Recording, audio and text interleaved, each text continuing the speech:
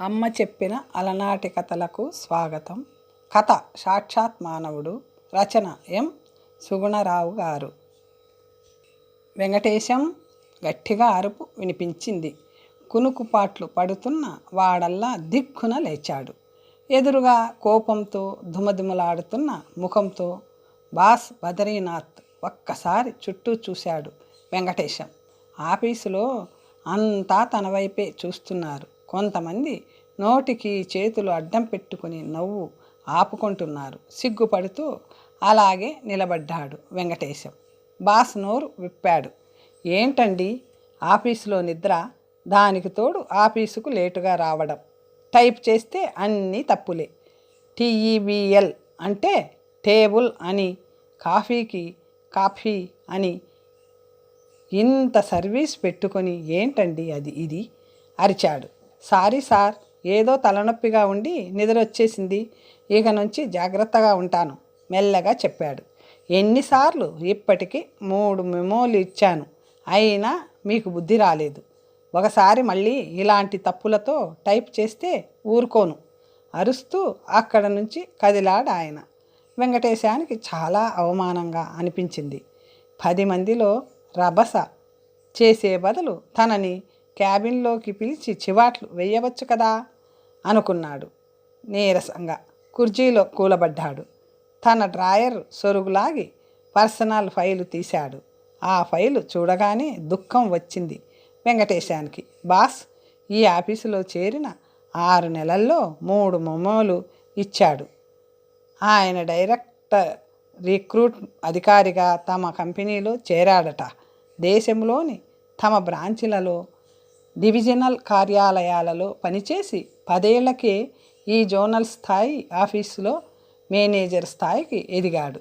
తను రికార్డు క్లర్కుగా ఉద్యోగం ప్రారంభించి 30 ఏళ్ల సర్వీసు పూర్తి చేశాక ఇప్పటికీ సీనియర్ అసిస్టెంట్ అయ్యాడు.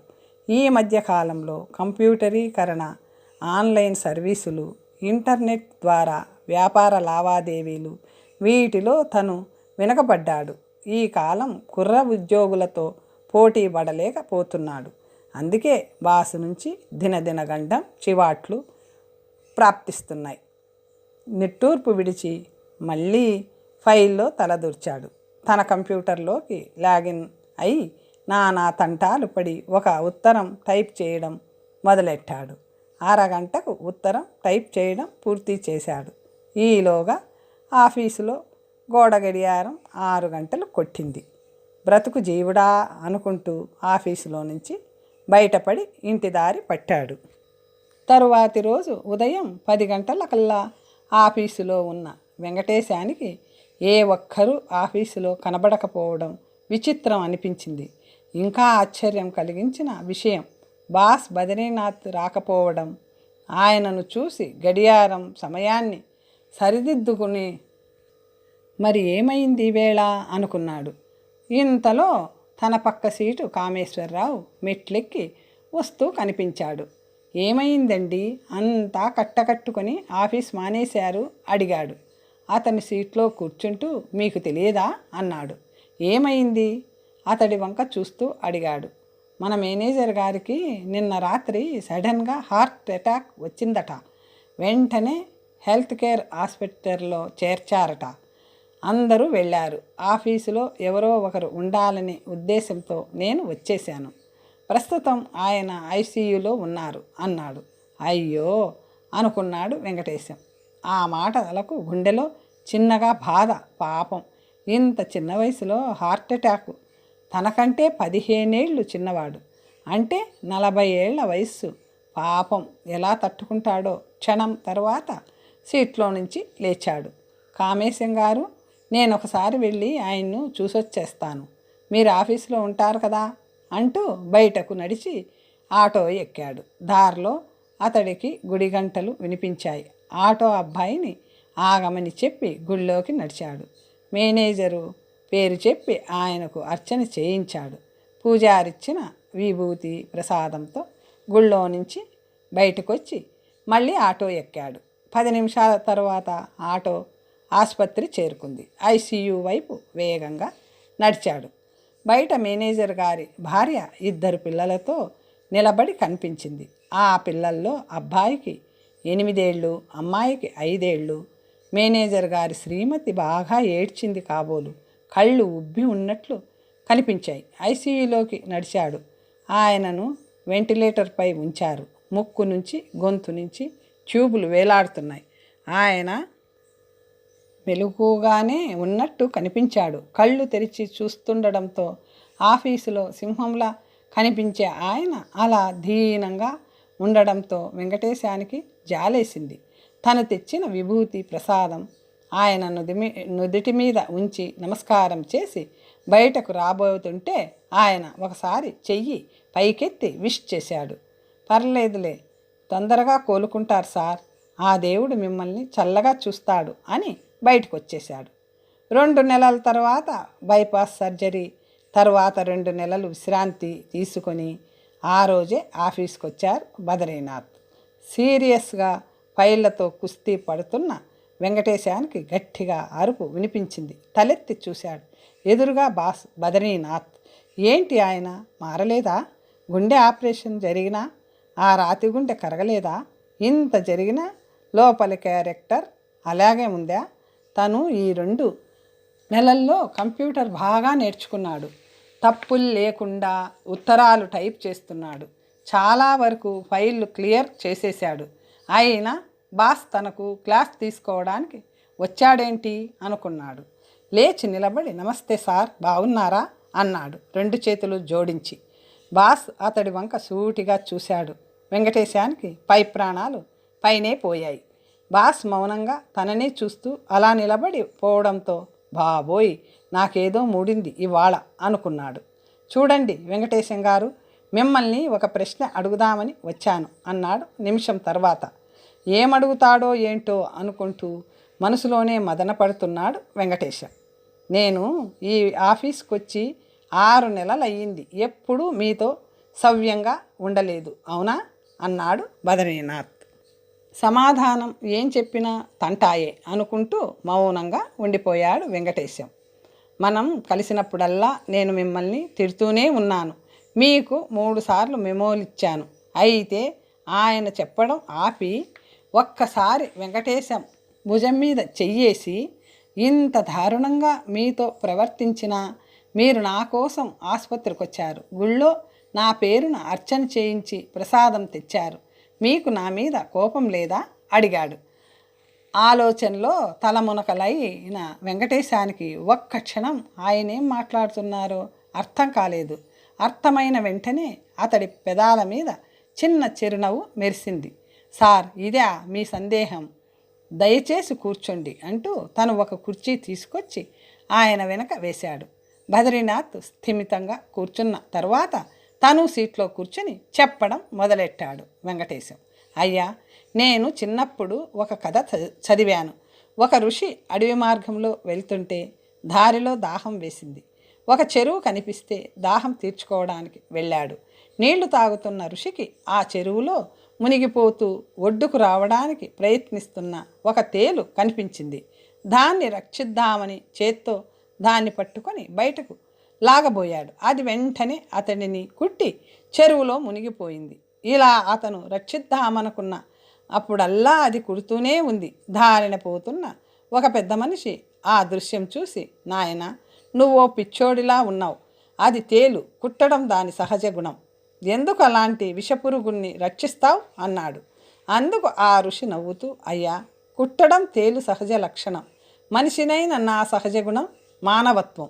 అంత చిన్న ప్రాణి తన గుణం మార్చుకోలేనప్పుడు సృష్టిలో అభివృద్ధి చెందిన ప్రాణినైన నేను మానవత్వం అనే సహజ గుణాన్ని ఎందుకు వదులుకోవాలి అంటూ తిరిగి ప్రశ్నించాడు ఆ ఋషి. మరి అయితే ఈ కథే మీ ప్రశ్నకు సమాధానం అన్నాడు వెంకటేశం. ఆ మాటలకు బద్రీనాథ్ వెంకటేశం వైపు అభినందనపూర్వకంగా చూసి, వెంకటేశం గారు చెప్పిన మానవత్వం కథ నా హృదయాన్ని కదిలించింది. ఈ సమయంలో కాళోజీ గారు రాసిన ఒక కవిత గుర్తుకు వస్తుంది. జరిగినదంతా చూస్తూ ఎరగనటుల పడి ఉండగా సాక్షీభూతుణ్ణి గాను సాక్షాత్ మానవుణ్ణి కవిత చెప్పడం పూర్తి చేసి బదరీనాథ్ అందరి వైపు దృష్టి సారించి, అందరం మనుషులమే అయితే సాక్షాత్ నేను మానవుణ్ణి అని గుండెల మీద చెయ్యి వేసుకొని చెప్పే సత్తా మనకుందా? ఆయన వేసిన ఆ ప్రశ్నకు అంతసేపు బదరీనాథ్ గారు వెంకటేశంతో జరుపుతున్న సంభాషణ వింటున్న మిగతా సహచరులంతా మౌనం వహించారు. క్షమించండి, ఇలా అంటున్నందుకు ఆ సత్తా నాకు లేదు. అయితే నేను అలాంటి మానవుడినని ఈ మధ్యే గుర్తించాను. మీరంతా నా క్యాబిన్లోకి రండి, ఆ విషయం మీకు చెబితే కానీ నాలో వెలితి తీరదు అంటూ తన క్యాబిన్లోకి నడిచాడు. 5 నిమిషాల్లో అంతా ఆయన క్యాబిన్ చేరుకున్నారు. అందరిలోనూ ఆశ్చర్యం, ఆతృత. ఈ 6 నెలల్లో తమ మేనేజర్ గారిలో ఒక కోణమే చూశారు. ఇంకో కోణంలో ఆయన చూపుతున్న ఈ భిన్న ధోరణి వారికి విస్మయంగా అనిపించింది. అందరూ కూర్చున్న తరువాత తను చెప్పడం మొదలెట్టాడు. మిత్రులారా, మన కేంద్ర కార్యాలయం నిబంధనల మేరకు మనం ఒక చిన్న ఊరిని దత్తత చేసుకోవాలి. ఆ ఊరి వారు సంక్షేమం కోసం ఏమైనా పనులు నిర్వహించాలి. దానికి మన మేనేజ్మెంట్ కొంత ఫండ్ కూడా మంజూరు చేసింది. అయితే నేను ఈ ఆఫీస్కి వచ్చిన 6 నెలల్లో ఆ విషయం పట్టించుకోలేదు. మన సెంట్రల్ ఆఫీస్ నుంచి ఆ ఊళ్ళో ఏదైనా స్వచ్ఛంద సేవా కార్యక్రమాలు చెయ్యమని అత్యవసర ఉత్తర్వులు వచ్చాయి. కాస్త ఒత్తిడికి గురయ్యాను. ఈలోగా నాకు హార్ట్ అటాక్. ఇక ఆ విషయం మూలపడింది. అయితే మనసులో ఏ మూలనో ఆ పని పూర్తి చేయలేదనే దిగులు ఉండేది. అందుకే మా ఇంట్లో వాళ్ళు వద్దన్నా లేచి తిరుగుతున్నాను కదా అని 15 రోజుల క్రితం డ్రైవర్ని తీసుకొని మన ఆఫీసు వారు సూచించిన ఆ ఊరు వెళ్ళాను. మీకు తెలిసిందే, ఆ ఊరు పేరు శివరాంపురం. ఇక్కడ నుంచి 20 కిలోమీటర్ల దూరం. ఆ ఊరు శివారులో ఒక పంచాయతీ భవనం తెల్లటి గోడ మీద నల్ల రంగు వేసి ఉంది. దాని మీద అందంగా శుద్ధ ముక్కతో రాసిన తెలుగు అక్షరమాల. వాటిని ఆ ఊళ్ళో పిల్లలు, ఇంకా చదువురాని వయోజనులు శ్రద్ధగా చదవటం గమనించాను. నాకు ఆశ్చర్యం వేసింది. అంత అందంగా గోడ మీద అవి రాసిన వ్యక్తి ఎవరా అని ఆరా తీస్తే ఆ ఊళ్ళో వాళ్ళు చెప్పిన సమాధానం విని నిర్ఘాతపోయాను.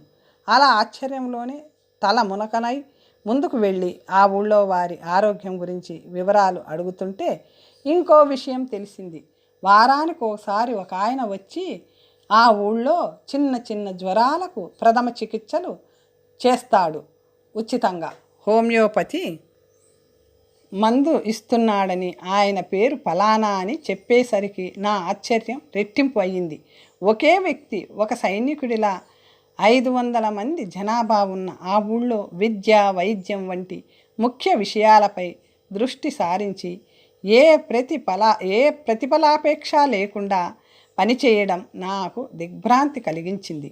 ఇంతకీ ఆ వ్యక్తి ఎవరో మీకు తెలుసా అని ఆయన ఒక్క క్షణం ఆగి వెంకటేశం వైపు చూశారు. ఆ సమావేశ మందిరంలో కాసేపు నిశ్శబ్దం. మిగిలిన వాళ్ళంతా కూడా తదేకంగా వెంకటేశం వైపే చూస్తున్నారు. సన్నగా పీలగా ఉన్న వెంకటేశంలో వృద్ధాప్య ఛాయలు. ఇంకో 3 ఏళ్లలో రిటైర్ కాబోతున్న ఈ వ్యక్తేనా తమ బాస్ సైనికుడని పొగుడుతోంది అనుకుంటున్న వారికి ఆశ్చర్యం కలిగింది. బదరీనాథ్ వెంకటేశం వంక చూసి రండి సార్ అంటూ పిలిచాడు. వెంకటేశం మెల్లగా ఆయన దగ్గరకు వచ్చాడు. ఆయన అతడి 2 చేతులు పట్టుకున్నాడు. మళ్ళీ చెప్పటం మొదలుపెట్టాడు. పుణ్యం కోసం దానం చేస్తారు, లాభం కోసం వ్యాపారం చేస్తారు. మానవత్వం ఉన్న మన వెంకటేశం లాంటి వారు మాత్రం ఏమీ ఆశించకుండానే ఇలాంటి సహాయాలు అవసరం ఉన్నవారి కోసం అందిస్తారు. మన ఆఫీసు దత్తత చేసుకున్న ఆ గ్రామంలో స్వచ్ఛందంగా సేవలు అందించడం మనం చేయవలసిన డ్యూటీలో ఒక భాగం. ఆ ఊళ్ళో వారికి ఏ సహాయం అందించినా మన మేనేజ్మెంట్ గుర్తిస్తుంది. అయినా ఆ విషయం తెలిసినా మన వెంకటేశం ఎవరికి చెప్పకుండానే తన పని తాను చేసుకుపోతున్నాడు. మన ఆఫీసులో ఈయన ఒక్కడే గ్రాడ్యుయేషన్ లేనివాడు. అయితే ఆ ఊళ్ళో అక్షర దీపాలు వెలిగించి ఆచార్యుడైనాడు. తనకు తెలిసిన హోమియో వైద్యం అందించి అపర ధన్వంతురైనాడు. ఈ లక్ష్యాల మూలంగా ఆయన ఆఫీసుకు లేటుగా వచ్చేవాడని నాకు అర్థమైంది. అలాగే రాత్రుళ్ళు ఎక్కువసేపు వయోజనులకు పాఠాలు చెప్పడం వల్ల ఆఫీసులో నిద్రపోయేవాడు. ఈ విధంగా ఆ భారాలు మోస్తూ తన పరాభవానికి గురయ్యేవాడు. అలా తనని అవమానించిన ఆసుపత్రి బెడ్ మీద ఉన్న నన్ను చూడడానికి వచ్చాడు. నా కోసం గుళ్ళో అర్చన చేయించాడు. అంతకంటే వెర్రిబాగుల వాళ్ళు ఎవరైనా ఉంటారా? ఆ మాటలు చెబుతూ కళ్ళనీళ్ల పర్యంతమైన బదరీనాథ్ ఉద్వేగంతో వెంకటేశాన్ని గుండెలకు అత్తుకున్నాడు. ఈ వెర్రిబాగుల వాడే సాక్షాత్ మానవుడు అంటూ గట్టిగా అరిచి మరీ చెప్పారు. ఆ క్షణంలో కుంభవృష్టి కురిసింది.